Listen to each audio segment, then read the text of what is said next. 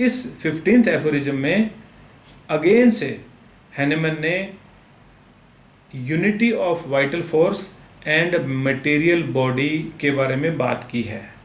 Vital force क्या है? ये स्पिरिट लाइक यानी कि बहुत ही सूक्ष्म है।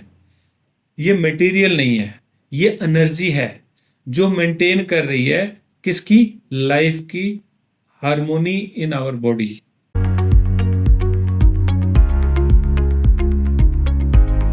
तो आज मैं आपको बताने जा रहा हूँ ऑर्गेनन ऑफ मेडिसिन का 15th aphorism. 15th aphorism Organon का जो कि डॉक्टर हैनिमन के द्वारा रिटन है। हम सब के लिए इम्पोर्टेंट गाइडेंस हमें वहीं से मिलती है। इस 15th एफोरिज्म में अगेन से हैनिमन ने unity of vital force and material body के बारे में बात की है। ये यूनिटी ऐसी है कि इनसेपरेबल है, जिसको तोड़ा नहीं जा सकता है। ठीक है, तो क्या कहा है डॉक्टर हैनिमन ने? पहले पढ़ते हैं, फिर इस पे बात करेंगे।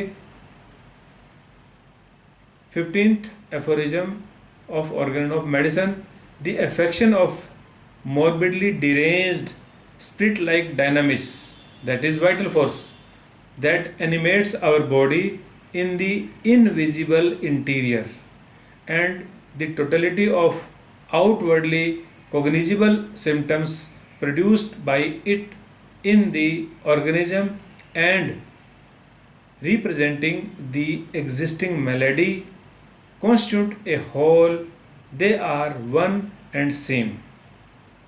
ठीक है, यहाँ तक क्लियर है कि स्पिरिट लाइक वाइटल फोर्स और ये बॉडी दे आर वन, ये दोनों मिलके होल बनाती है, और ये दोनों होल बनाने के साथ में वन एंड सेम है। ठीक है, the organism is Indeed the material instrument of the life. Organism क्या है? मटेरियल इंस्ट्रूमेंट है।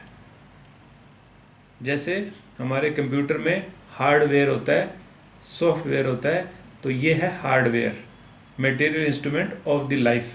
But it is not conceivable without the animation imparted to it by instinctively perceiving and regulating dynamics। जैसे computer में अगर software नहीं है तो वो कुछ भी नहीं है। Clear? Just as the vital force is not conceivable without the organism. Organism नहीं है तो वाइटल फोर्स को हम कंसीव ही नहीं कर पाएंगे। Consequently the two together constitute a unity, दोनों मिलके यूनिटी बनाते हैं। Although in thought our mind separates this unity into two distinct conceptions for the sake of easy comprehension. दोनों मिलके एक बनते हैं, लेकिन समझने के लिए इनको अलग अलग अंडरस्टैंड करना जरूरी हो जाता है। हम अपने माइंड से इन्हें सेपरेट कर लेते हैं। ठीक है, तो यहाँ पे क्या चीज मिली अपने को? ठीक है, यहाँ पे ये मिला कि vital force and symptoms are one whole. Clear?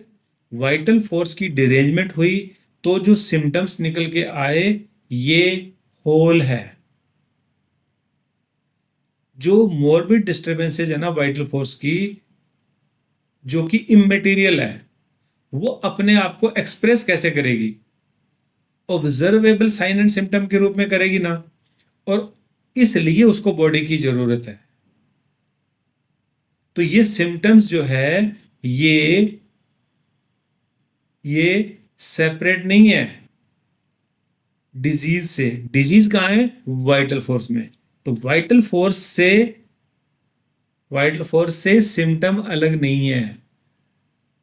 Clear हो रही है ना ये वाली बात, कि डिजीज वाइटल फोर्स में हो रही है और वाइटल फोर्स जो है वो इमटेरियल है, जस्ट लाइक सॉफ्टवेयर। चल क्या नहीं रहा, या डिस्टरबेंस किस में आ गई, हार्डवेयर में। तो हार्डवेयर में आई हुई डिस्टरबेंस ट्रूली वो वाइटल फोर्स की ही डिस्टरबेंस है। क्लियर ना। वाइटल फोर्स क्या है, ये स्पिरिट लाइक यानी कि बहुत ही सूक्ष्म है। ये मटेरियल नहीं है, ये एनर्जी है जो मेंटेन कर रही है किसकी, लाइफ की हार्मोनी इन आवर बॉडी। ठीक है। हार्मोनी किसको कहते हैं, सब कुछ बैलेंस बैलेंस रहना, ना कोई चीज कम है ना ज्यादा है, ना हार्ट रेट बहुत ज्यादा है ना हार्ट रेट बहुत कम है। लेकिन जब वाइटल फोर्स डिस्टर्ब हो जाती है तो इलनेस अपीयर होती है। अब क्योंकि वाइटल फोर्स को तो हम देख नहीं पाते, तो वाइटल फोर्स के अपने जो सिम्टम्स हैं उनको भी हम हार्डवेयर के माध्यम से यानी कि बॉडी के सिम्टम्स के माध्यम से देखते हैं। ठीक है। तो एक्चुअली सिम्टम क्या हुए, symptom internal derangement of vital force की एक्सटर्नल एक्सप्रेशन हो गई। ये चीज बॉडी और वाइटल फोर्स की यूनिटी का एक स्ट्रोंग प्रूफ है। हम समझते तो ऐसे ही है ना कि ये बॉडी है, ये आत्मा है, ये वाइटल फोर्स है, ये बॉडी से अलग है, लेकिन ये अलग नहीं है। तो sign symptoms are important for us. हम न तो उनके बिना यानी कि वाइटल फोर्स के बिना जिंदा रह सकते हैं, और अगर उसकी वाइटल फोर्स की डिरेंजमेंट हो गई है तो बॉडी के बिना वो एक्सप्रेस भी नहीं हो पाएगी।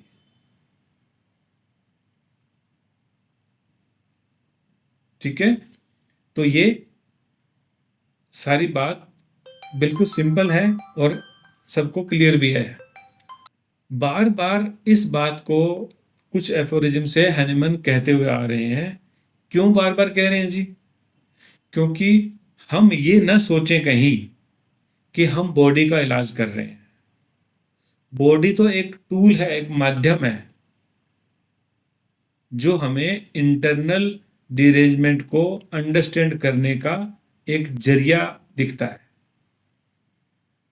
ठीक है।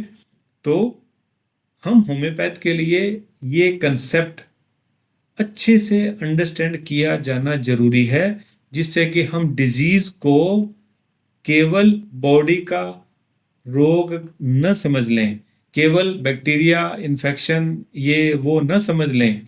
ये इंटरनल वाइटल फोर्स की डिरेंजमेंट का हिस्सा है जो हमें बाहर किसी भी मॉडलिटी, सेंसेशन या करेक्टर के रूप में, डिजीज के रूप में नजर आ रहा है। तो ये जो अलग अलग कॉन्स्टिट्यूशन के अकॉर्डिंग, अलग अलग पेशेंट की प्रकृति के अकॉर्डिंग, उसकी ससेप्टिबिलिटी के अकॉर्डिंग ही हर एक पेशेंट में अलग ही तरह की मॉडलिटी, अलग ही तरह के करेक्टर्स, सेंसेशंस डेवलप होते हैं, क्योंकि वो डिफरेंट सोल है, वो डिफरेंट वाइटल फोर्स है, वो डिफरेंट ही रिएक्ट करेगी। कोई बीमारी का डर इतना ज्यादा हमें शो करेगा और कोई लापरवाह भी हो जाएगा, ये है डिफरेंस। तो हम जब इस डिफरेंस को अंडरस्टैंड करना समझ लेंगे तो हम डिजीज, पैथोलॉजी का नाम से जो बीमारी है, टॉन्सिलाइटिस है, डायरिया है, उससे हट जाएंगे। हमें पता चलेगा कि हाँ, ये जो अनकॉमन है ना, यही रियल वाइटल फोर्स की रिफ्लेक्शन है। तो डिजीज वाइटल फोर्स की रिफ्लेक्शन नहीं है ना, कि इसको मलेरिया, उसको मलेरिया, सबको मलेरिया बराबर नहीं। जो उनके मलेरिया में या उनके वायरल फीवर में अनकॉमन साइन सिम्टम्स हैं वो है इंपॉर्टेंट, वो है उस वाइटल फोर्स का रियल रिप्रेजेंटेशन। और इस तरह के सिम्टम्स अगर एक नहीं है, दो तीन है, तो वो सब मिलके टोटलिटी बन जाएगी। तो हमें पैथोलॉजी पर या केवल डिजीज के नाम पर फोकस नहीं करना है, केवल हमें सब चीजों पे फोकस करना है। जो जो भी उसमें अनकॉमन मिल रहा है उन सब को टोटलिटी बनाने के लिए यूज करना है, क्योंकि ये सब वाइटल फोर्स की डिरेंजमेंट के बाद में होने वाले बॉडी के ऊपर साइंस हैं। वो एंटायर डायनामिक डिस्टरबेंस का रिप्रेजेंटेशन है। डिजीज आइसोलेटेड फिनोमेना नहीं हो सकती। ठीक है, तो डिजीज ऐसे बनती है, और इसको हम बार बार अपने माइंड में बैठाएंगे तो हमसे गलती होना बंद हो जाएगी। और हम एलोपैथी की या दूसरे सिस्टम की बात ही क्यों करें, हम होम्योपैथ भी तो गलती करना शुरू हो गए हैं ना। हमने भी तो डिजीज वर्सेस मेडिसिन कर दी है ना। हम हर डायरिया को बोडोफाइलम से ठीक करना चाहते हैं, हर बुखार को बेलेडोना से ठीक करना चाहते हैं, या जो भी गलतियां कर रहे हैं। तो हमें वो गलतियां नहीं करनी है। ये बात को जब हम अंडरस्टैंड कर लेंगे तब ये पॉसिबल होगा। ठीक है, तो ये था एफोरिज्म नंबर 15, जिसमें हैनमन ने इस पे एम्फोसाइज दिया था कि वाइटल फोर्स और मटेरियल बॉडी दोनों एक है, ये दोनों मिलके एक बनते हैं। ओके।